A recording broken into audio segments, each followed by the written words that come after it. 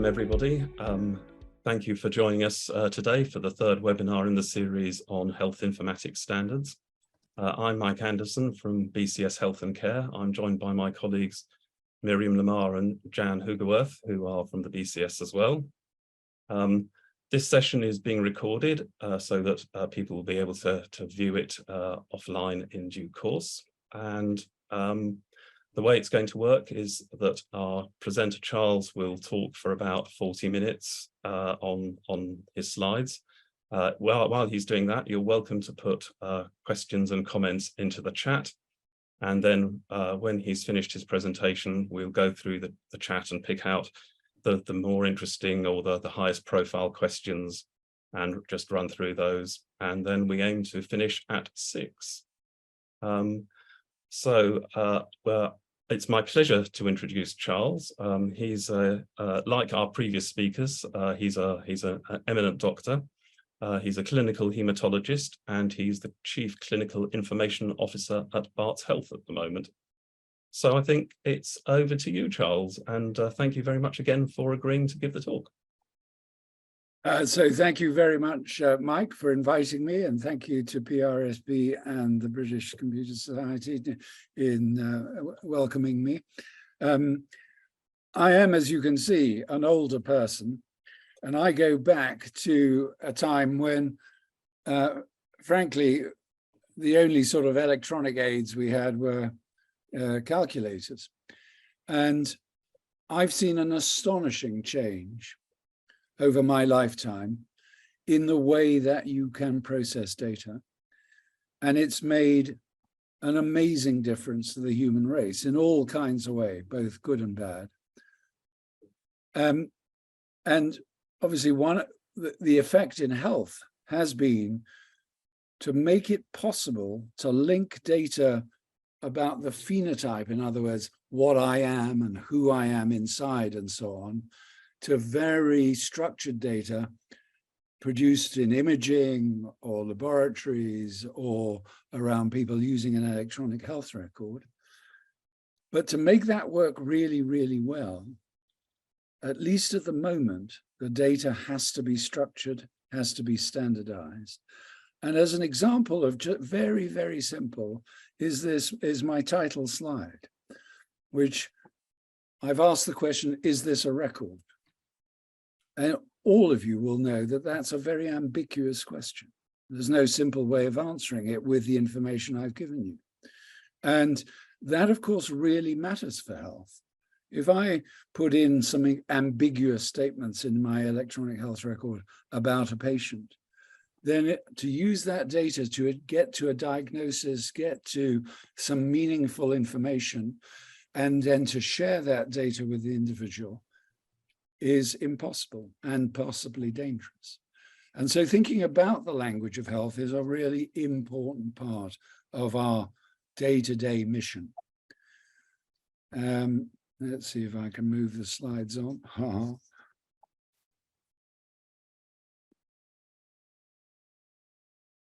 And I think now, compared to when I qualified, there is a really exciting opportunity to no longer think about the stack of papers that we all had bundled up and delivered to our desk, and to think about the record no longer as a static thing.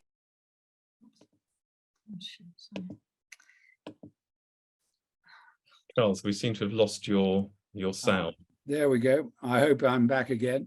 You are, yes. And I'm just going to go back to my previous slide. And I think we should all begin to think of the electronic record as an interactive machine, not as a data set that you can just look at. But this is a thing that I can use at the patient's bedside. I can share the data with a patient on a screen. I can, if the data is structured, I can translate the language that I use into Spanish or French or German or Chinese and so on. So that's possible using structure. I can message that, and I know that you're going to have some discussions about FHIR and HL7 shortly and so on, but how that is done is a really important part of that. And the reason that matters so much for you as individual citizens or as individual patients is you want to be able, I am sure, to use that data to maintain your own health and to look after yourselves and to avoid going to hospital if you possibly can. There are some bigger uses which are perhaps out of the range of the ordinary citizen, although I think the citizen might be interested in kind of participating in mass studies, but aggregating the data into a record for population health measurement is a core aim for us. And to also, if you like, merge that thinking into how you use those data, real world data, for research purposes and to benefit humankind. And the challenge of aggregating that data and making sense of it is actually partly our own creation, is that everybody with an IT background wants to develop their own terminology, their own set of standards, and not use somebody else's. And so within all our systems is an extraordinary explosion of different standards. And I'm sure that one of the things that BCS and PRSB is about is saying, hey guys, slow down. Use a common set of standards. Use that for your benefit as a healthcare practitioner or as a data scientist, and also with your patients. So that's a very important part of thinking about health. I think there's some other things that I think we often get confused about. So I am going to talk about coding. And I almost certainly get it wrong in the sense that I will sometimes be talking about coding as in coding a computer program, but also coding a record using pre-made codes.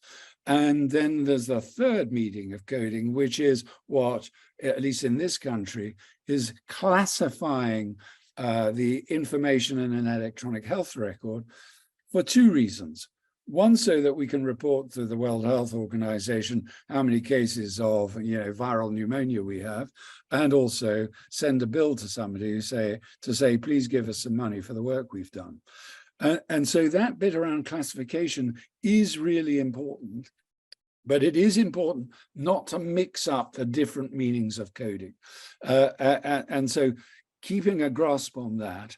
And then the bit around content of a record, which needs standards and methods, which are really well exemplified by HL7 standards, HL7 FHIR, to be able to switch data from one application to another at speed and in real time. That's a crucial bit about the content.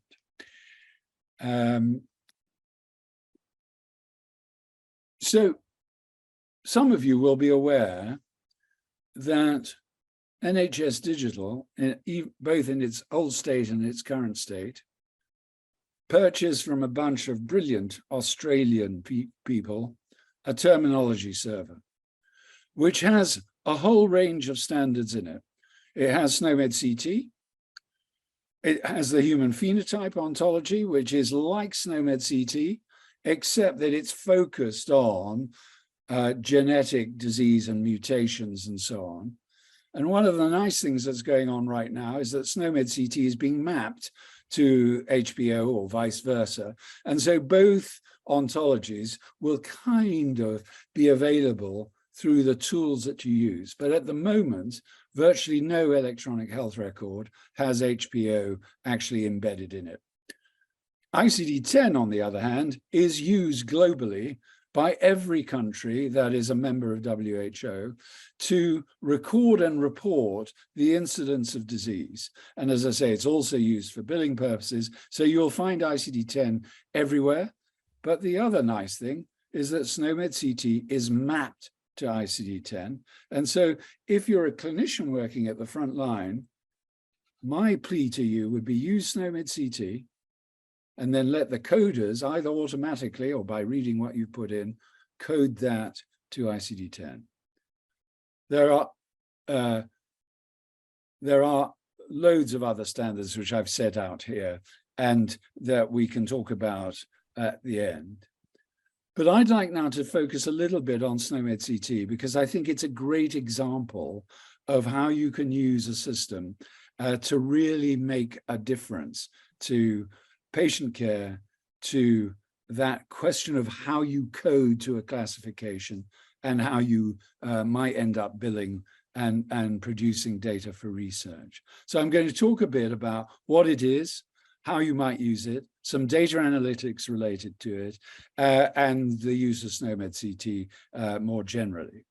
So what is SNOMED CT? It is essentially an electronic dictionary of just about anything you can think of related to healthcare and actually veterinary practice as well, if you're particularly keen to think about animals. And it's a hierarchical dictionary with different domains, which I've listed on the right-hand side.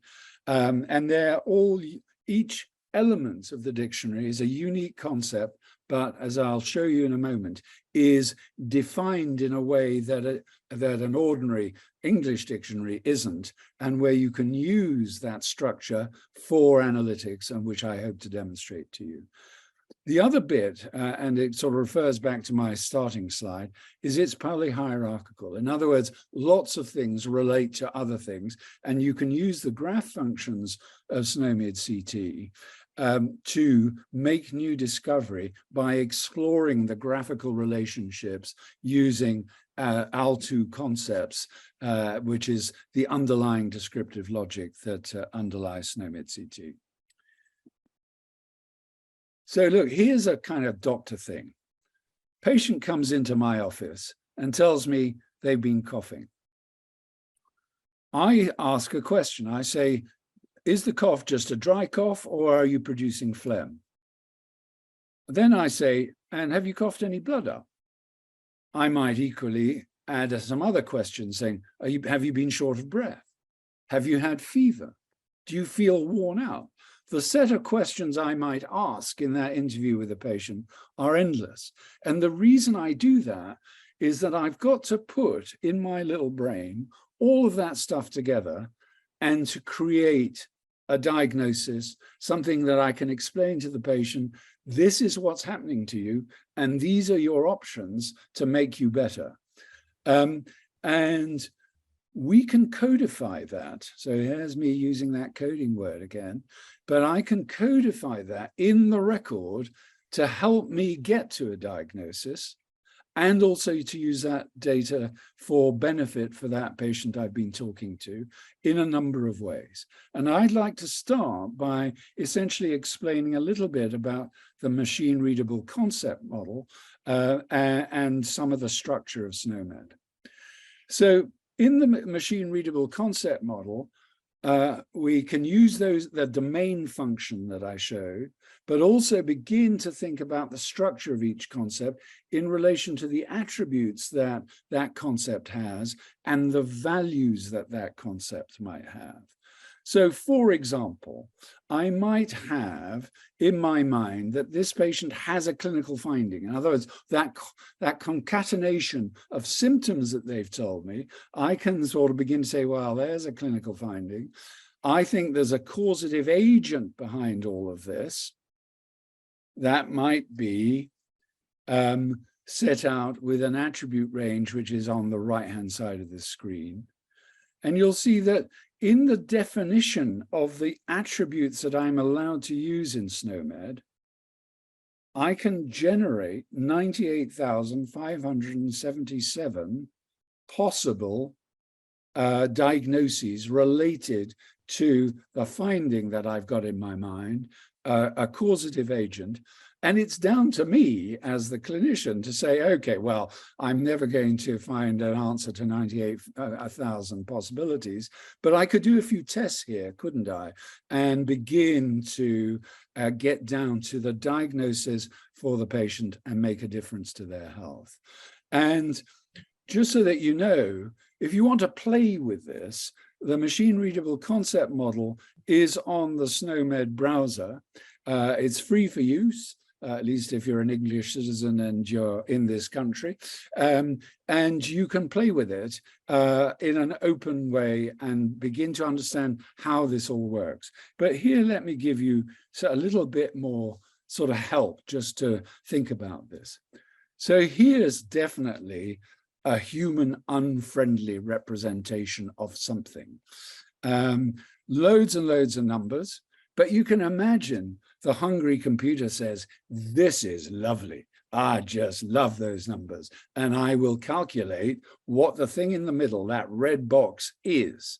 And I'm going to show you how a human might approach this if they began to understand what those numbers are. So this thing in the middle, which is 755700004, has a causative agent from the machine-readable concept model. It has an associated morphology.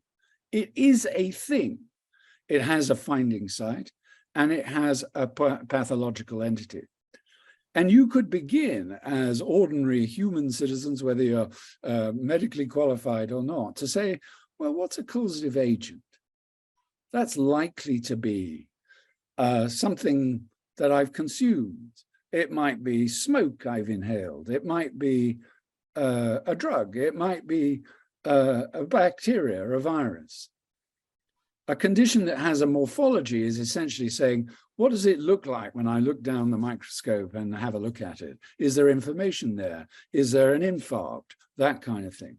Does it have a finding site? That we're all used to. So as individuals, we know that, you know, a pain starts in the leg, and that having pain in your leg would say the finding site in this case might be the leg, and ditto around pathology. And then we want to know whether what this thing is, both at the detail level and as a generic concept.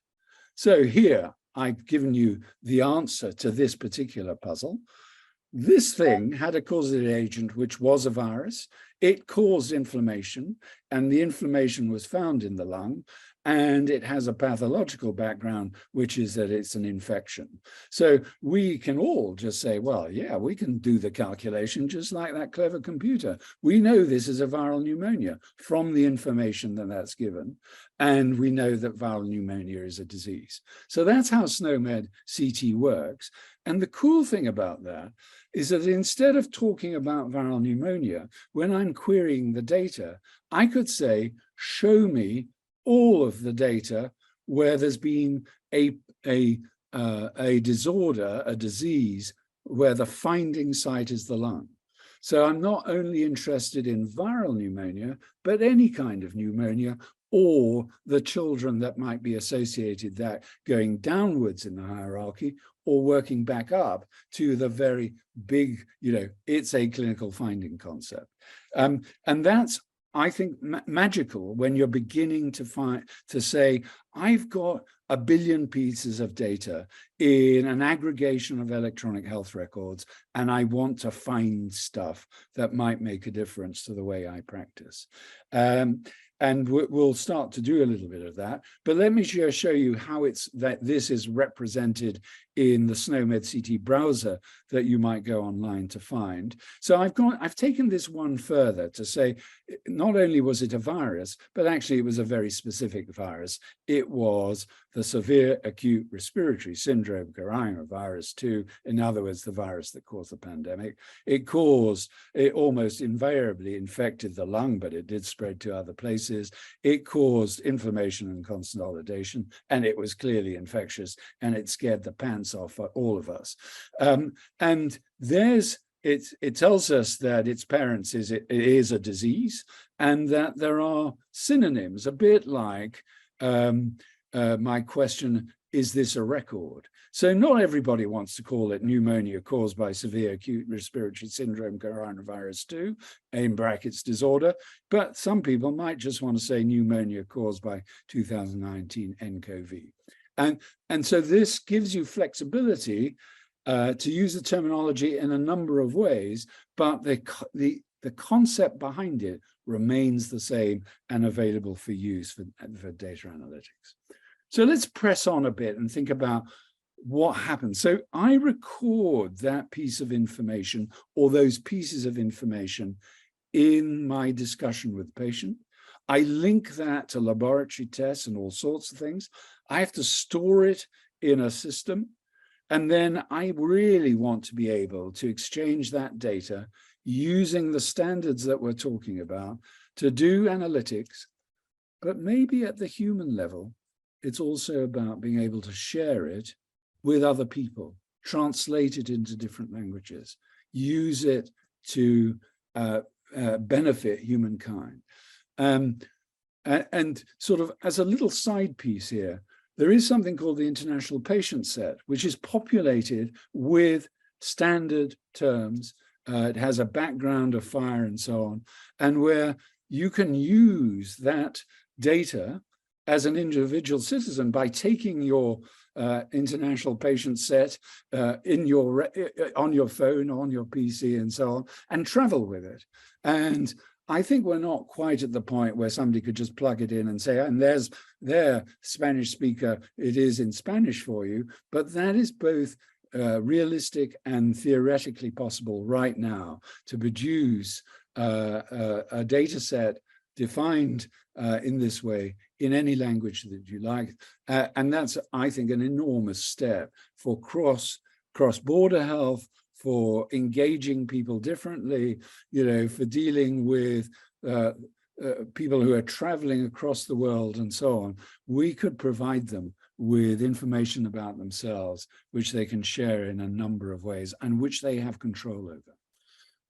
You'll be aware that actually setting this all up in an information model that works for everybody is complicated. And I'm not going to cover this bit of the thinking about what is an electronic health record, how does it all work? Is it best to just use one system and have it all shoved in there, or should one try and separate out the data from the applications and so on? And everybody has fierce views about this.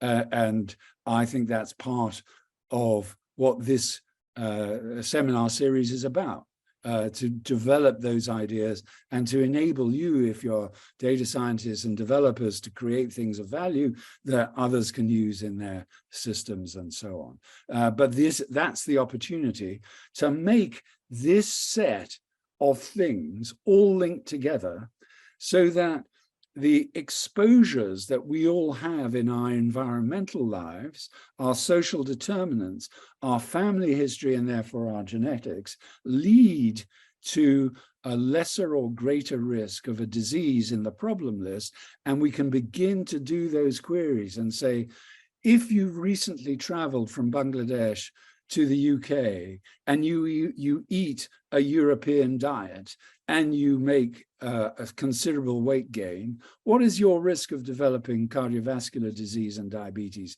based on that change in your environment? And as you're probably all aware, those risks are massive, actually. And we could have predicted it, and I think probably did to some extent just by observation of our patients. But now we can produce the data that actually shows where the risks are. If you walk along the Whitechapel Road where I work, there's a fried chicken shop every 50 meters. If you only eat fried chicken, you're not going to be well. And those sort of things need policy interventions that say, hey, there's other opportunities for eating, not just fried chicken. And so all of those things matter. I'm going to give you some examples now of an electronic health record and how that looks. So this is a ridiculous list of SNOMED codes in a problem list, but I just want to show you how easy it is to look at, how you can see kind of risk things. So here's somebody with liver disease, with a pneumonia caused by influenza A, and so on and so forth. On top of that, they've got lung cancer and so on. So this is a trial record, not a real record. But you can begin to see how, if I have access to that data and I can share it with a variety of clinicians and patients and so on, I can do some very cool and smart stuff. Here's a little bit the next step. So this is, again, our electronic health record. It is a patient, a real patient at my hospital, but anonymized. And on the left-hand side of the screen, or where my arrow is, you'll see is a patient with leukemia who's had a problem with their shoulder. They're overweight. They used to smoke. Their thyroid doesn't work very well. They've had acute kidney injury. And as part of their treatment, somebody grafted their bone marrow, which is what allogeneic bone marrow means. And I'm just confirming that the form of the data in this list is SNOMED CT. So that's all great. There is some ordinary, simple human stuff you can do here. This patient has a BMI greater than 30. And yet I, as a practitioner, would always ask the question, so this is quite a heavyweight person. Do they have diabetes? There's no diabetes in this list. So I'm holding that in my mind.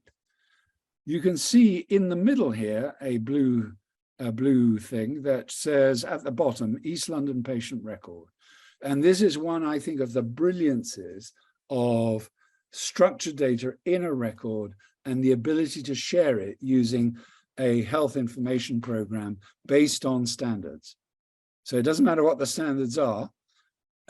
As it happens in this particular example, it's either ICD-10 or SNOMED CT, but I can share that problem list with the GP who sees it in their EMIS or their TTP record, and I can begin to see their problem list.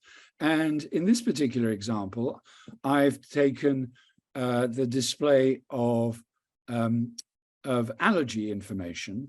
And as you can see, not only does it tell me that the patient does have a reaction to flucloxacillin, which, by the way, is a form of penicillin, but there are some other either reactions or unpleasant uses of antibiotics which the patient doesn't particularly like. Penicillin does appear, and also there is a listing here which shows that which identifies which record this comes from. So I'm beginning to be able to say, there is standard use of data in the different health records. I can tell this is an entry from the GP, which is the medical center, the ones ending MC, or it's from Bart's Health.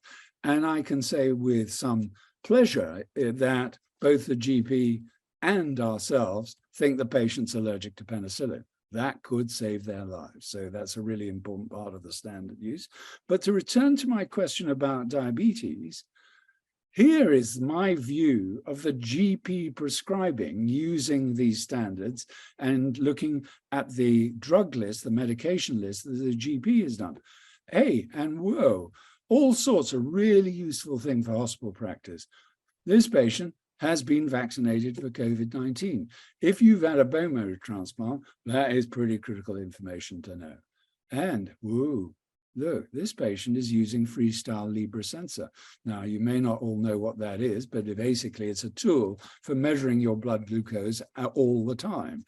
And this patient does indeed have diabetes because they're using insulin, they're on metformin, they use glucose sticks and insulin needles and so on.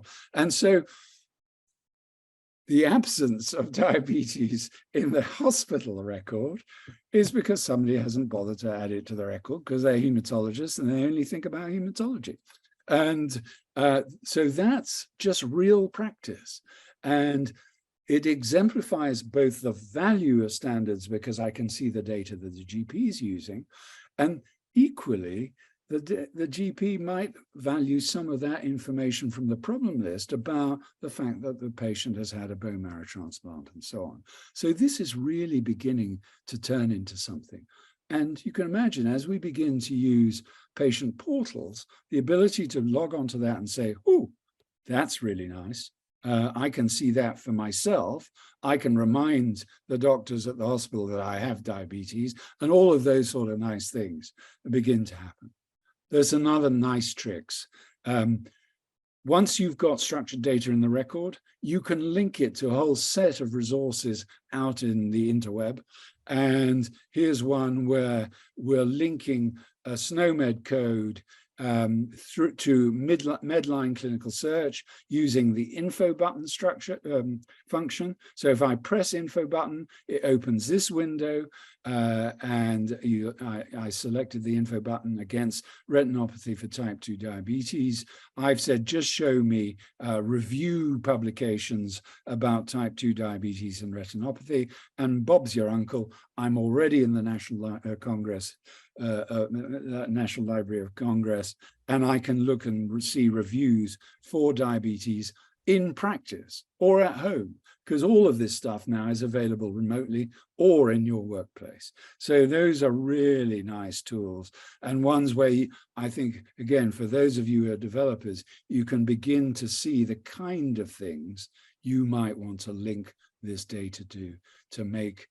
applications and apps that were of high value to patients. So I'm just now going to switch a little bit more to analytics and how you might create cohorts of patients of interest, how you can use that structure of SNOMED CT to do analysis and so on. And let me just take you through to some of the things we've done in East London. So we've done quite a lot in refining our EHR. There's none of this is rocket science. It's been around for quite a long time, but we can make decision support information based on the codes, those SNOMED codes that people add to the record. One we're particularly proud of because it's probably the most useful thing you can do for any human being. But if you add a code for smoking to the record in our hospital, that and the patient says, yes, I'd like to be referred to my smoking cessation clinic close to my home, our documentation automatically generates a referral to that individual smoking cessation clinic, even if it's in Newcastle and they've come to Barts for some special thing. So that's a really magical use of standards and the databases that people have, which provide service linking. I'm now just going to move on to a study we did that really was important, I think, nationally. You're probably aware that in the sort of cloud of noise about whether vaccination was a good thing to do for COVID or not, we then got haunted by the anti-vaxxers saying it kills you. And then people began to say, oh, well, maybe it does in a few people because they get a dangerous thrombogenic condition where they get unusual forms of thrombosis. And when it was initially reported, it looked as though the kind of thrombosis that happened had a mortality rates approaching 30–40%. So really lethal type of stuff. And so HDR UK challenged the country saying, can you find these data in your routinely collected data and do it at speed? And we can't find it in the SUS data because the SUS data is about 6 months behind. And in any case, ICD-10 doesn't have the sort of granularity that's required to make these findings. So the question we ask locally is, show me all the patients who have had COVID vaccine, who present to our emergency department 5 to 30 days after vaccination, because that seemed to be the window for when this complication arose, and link it to any kind of thrombosis.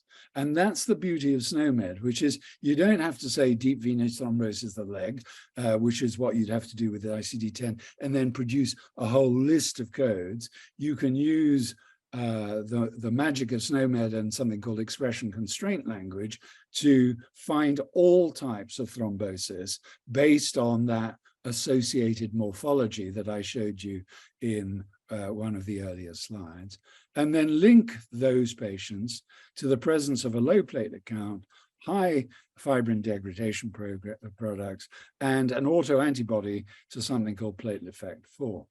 And if you had all of those things, in other words, you've been vaccinated, you turned up 5 to 30 days after, you had a thrombosis and you had a low platelet count and raised FTPs and platelet factor 4 antibodies, you were deemed to have a condition called vaccine-induced thrombotic thrombocytopenic purpura. And we asked the question, could we find that in our day-to-day data sets? So the data we needed was vaccination date, vaccine type, whether somebody did attend in our emergency department. We wanted to know what kind of SNOMED concepts have been recorded in the emergency department using the emergency care data set. Apologies for that. We'll just go back up. Whoops. Also, if they were admitted, where we thought most patients with a serious thrombosis would be admitted, so we wanted to know their inpatient problem lists, and we wanted those lab results.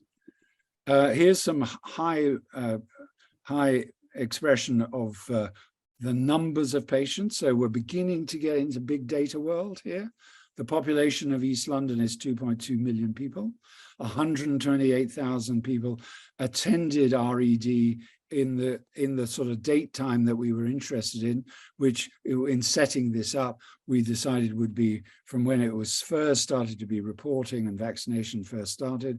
Now there's December 2020 through to July 21. We found 104,000 patients had attended the ED in that time, and 72,000 of them belonged to a registered GP in East London and had a vaccination record. In other words, we had a reasonable chance of answering the question. The important thing is that the GPs record data in SNOMED, and we could say, will you share that data with us for this study?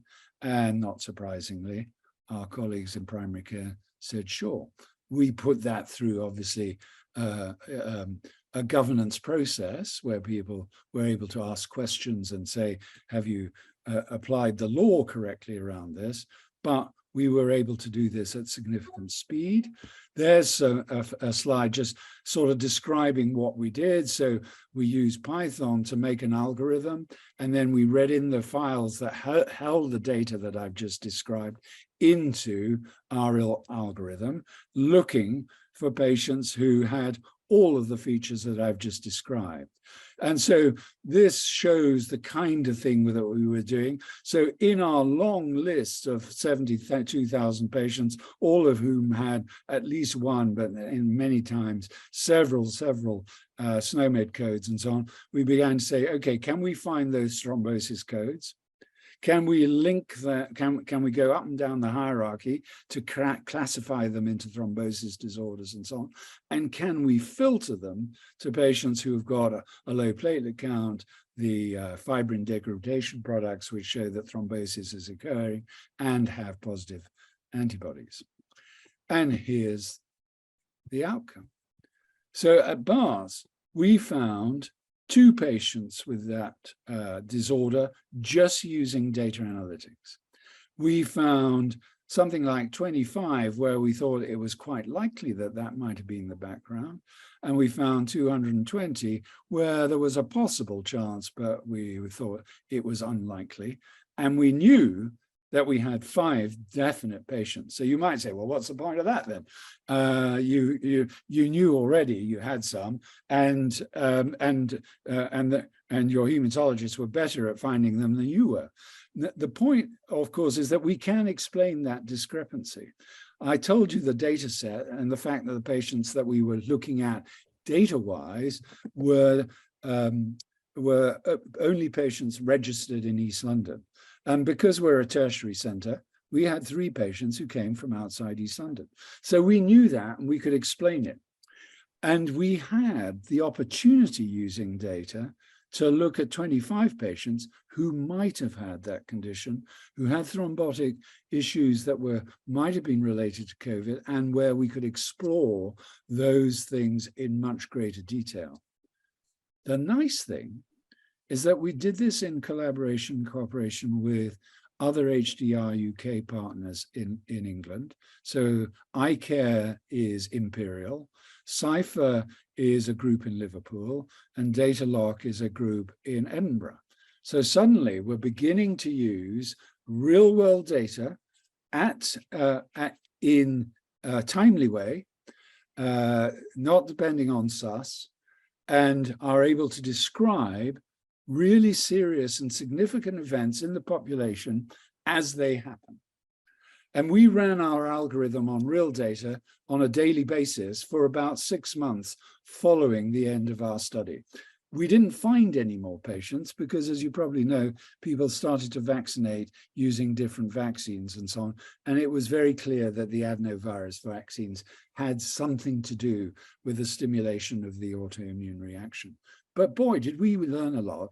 And we know that we have a methodology that can be applied to almost any condition you want to think about. And we've already started doing that with other partners in the UK, looking at low-risk chest pain, for example, and reasons for presenting to the emergency department.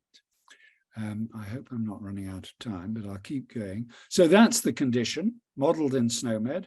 And so this was one of the, again, the advantages of SNOMED, is that because SNOMED's new editions are produced on a monthly basis now, it was modeled in SNOMED at a tremendous speed and available for use in electronic health records, and where the classification of SNOMED to ICD-10 is still either in irregular ICD-10 codes, which are just high classifications of there's something wrong with you and it might be a thrombosis. That's not very helpful if you're trying to find cases, or slightly more specific D69.5, which is a more specific thrombosis code. But crucially, it doesn't, of course, link it to the COVID status, which the SNOMED code does.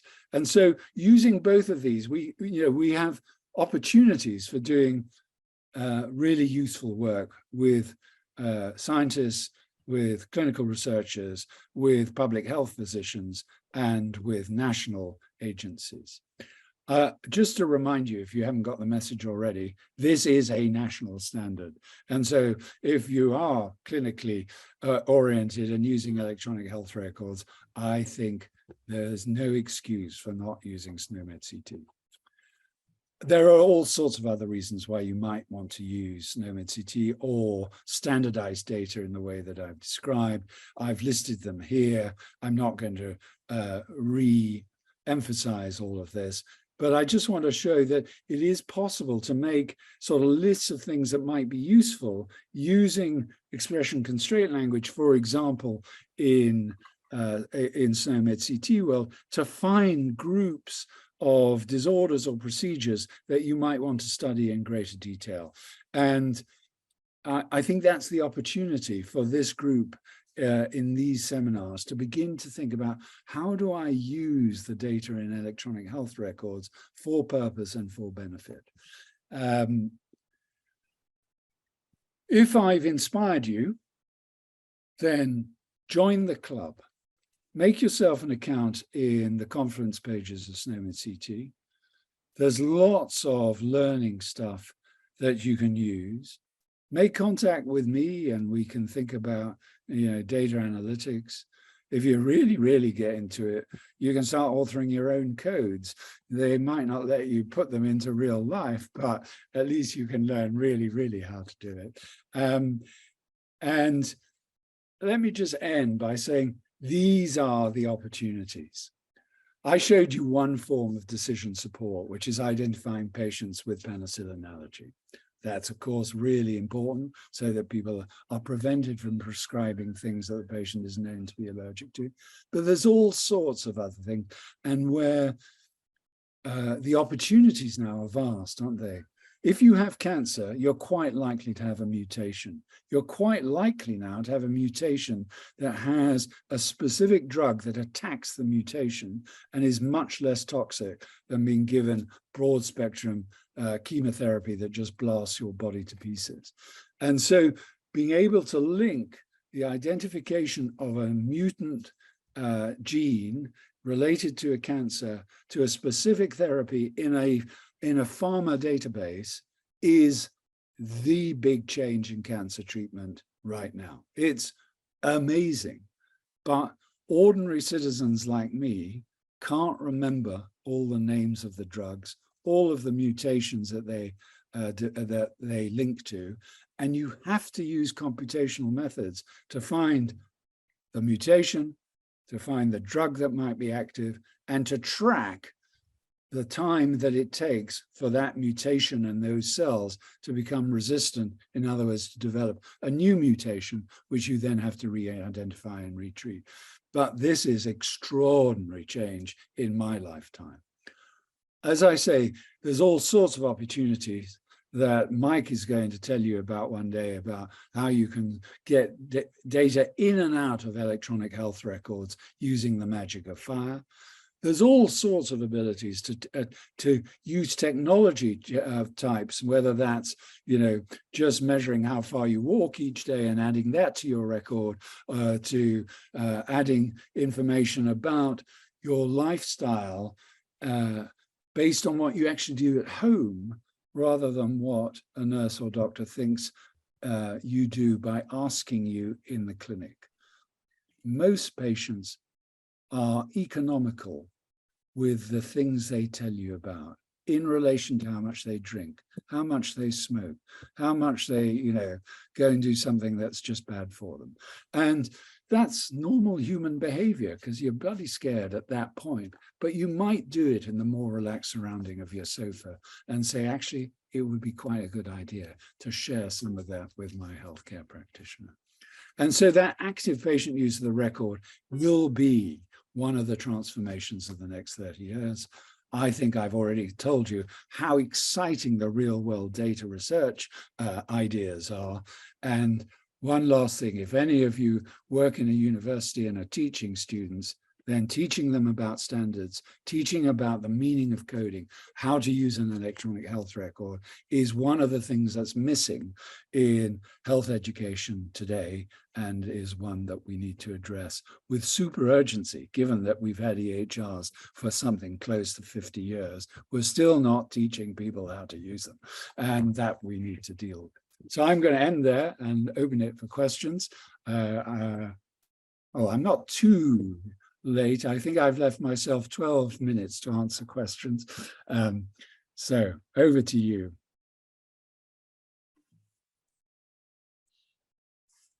I can't hear you. I beg your pardon, I was on mute. Charles, thank you very much indeed. I think we've all been extremely privileged to hear that. That was sensationally good in my view.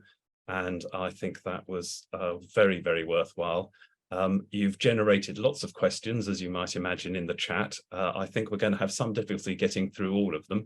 But if one of my colleagues, Jan or Miriam, could highlight one or two of them that are particularly striking, that would be great. In the meantime, I did pick up something in one of the questions as it scrolled past about the barriers to adopting SNOMED CT and how difficult it's been, and is it going to get easier, that sort of thing. So I think that's a really great question.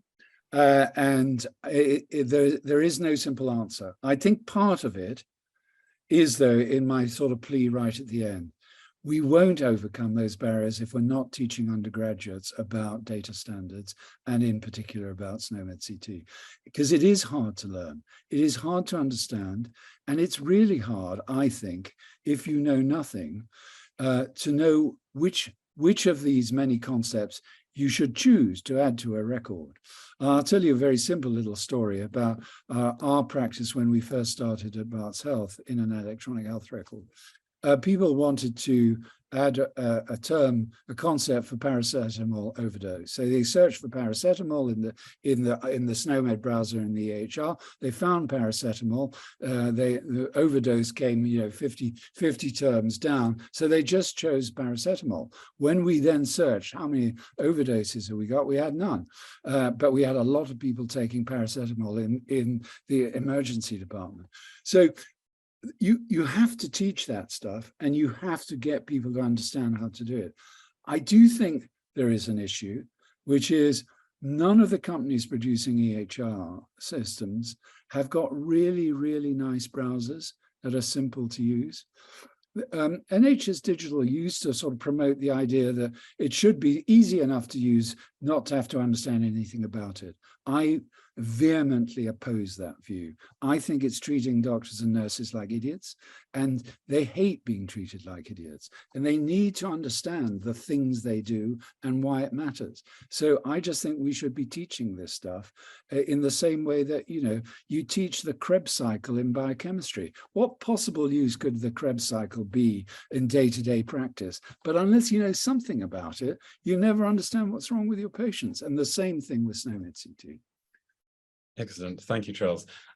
Jan or Miriam, any questions that leapt out at you? There's one that's leapt out at me, which is about the advent of highly capable NLP AI systems, you know, large language models and that kind of thing, and whether they will enable a fully functional electronic health record system without, you know, the requirement for SNOMED CT coding, whether you'll be able to do things. So that is such a great question, and one that I think about every day, and one actually that I argue with people every day. So when I started, NLP was still, you know, a sort of bit a thing that magic men did in the back. I have done quite a lot of research and analysis using a tool called CliniThink, which translates free text to SNOMED. And we've done some really nice studies doing that. And I think it would be fair to say that the owner of that company, indeed the owner of all NLP tools, would say, you guys are so far behind, still trying to put a term into the record. NLP will crack everything. And I am sure that will be the case sometime in the future. I still think, however, that the underlying data forms that the NLP will produce will be standardized, will be put in ontological forms, will have description logic attached to it, because that's how you really make discovery. So the answer is yes, a bit of both. I think the other thing I hear about, and certainly you can read about, so ChatGPT at the moment, you'd be a bit foolhardy, I think, as a health professional, say, okay, I'll just shove my medical history into that and that'll give me the diagnosis. There are a few people, as you probably know, trying that out, and you get it right 60% of the time. And lots of people are arguing, well, that's as good as any doctor, so let's do that. I'm dubious that that's the case. I do hear, though, that and I know that people like Google and Amazon and so on have, if you like, secret NLP, large language model machines for health, which are yet to hit the light of day and which may profoundly change all of our thinking.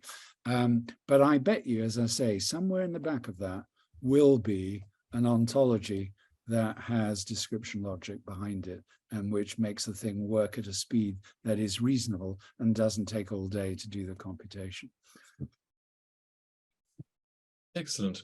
Miriam or Jan, again, any others that you picked up in the last couple of minutes? Well, one of the things that struck me, and it was a question, so you've obviously been using SNOMED quite some time, but actually are other acutes using it out there? Because it was supposed to have been, I think, completely implemented across everybody by 2020, if I recollect from some papers I read donkeys years ago. So again, great question and a really important one. So you're right. The standard was adopted by the National Programme for IT, I think, in 2006 or something like that, with a statement from whatever it was called, the father of the Data Coordination Board. And it is fair to say that actually all the secondary care systems that were available in the National Programme for IT had SNOMED somewhere in them. But of course, many hospitals, for one reason or other, decided not to join the National Programme for IT, and we're still arguing about, whether all hospitals should have an EHR or not. I think we're now at something like 90%, and I would think the vast majority of those, where they've implemented something of reasonably modern background, will have SNOMED CT. persuading your staff to use SNOMED CT in secondary care is still a significant challenge. And I've made it sound as though Barts Health, they just do it all the time, and they love me and they love doing it. But that is not the case. What we should be proud of, though, is our primary care colleagues who have made that transition, and where every general practitioner in the country uses SNOMED either in EMIS or Vision in Practice or System 1 and so on. And there is an amazing and developing data set related to primary care, which is of potentially massive value of the kind that I described. So we should be proud of ourselves, but there is some way to go in secondary care for universal use and for the universal messaging, amplified by, or where the content of the message in FHIR is SNOMED and so on. But I think the potential advantages of the sort I described, the ability to fill a patient's portal, to translate, to use for research and so on, are so powerful that we should be standing a bit like Moses on the top of the mount, yelling very loud with the 10 commandments, saying, do it and do it now. Well, that's an excellent way to round off the session, I think, Charles. The religious analogy. I was also very struck by the amount of chicken outlets on the Whitechapel Road, but that's another story entirely. I think it just remains for me to say thank you very much indeed again, Charles. The comments in the chat about how good this was are numerous and deservedly so. All I need to do now is just to point out that the next session in this series is on the 6th of July, and that will be on FHIR and HL7 topics. And then the next one after that will be on the 20th July about clinical safety standards, which are, of course, really important. The details of those will be going on to the Eventbrite and the BCS website very shortly. But that is it for today, folks. And I'd be very grateful if those of you who and thank you all very much for joining and for your questions. I'd be very grateful if those of you who are online could log off so that the speakers and me can have a quick debrief. But otherwise, thanks again for participating, and hope to see you on the 6th of July for the FHIR one.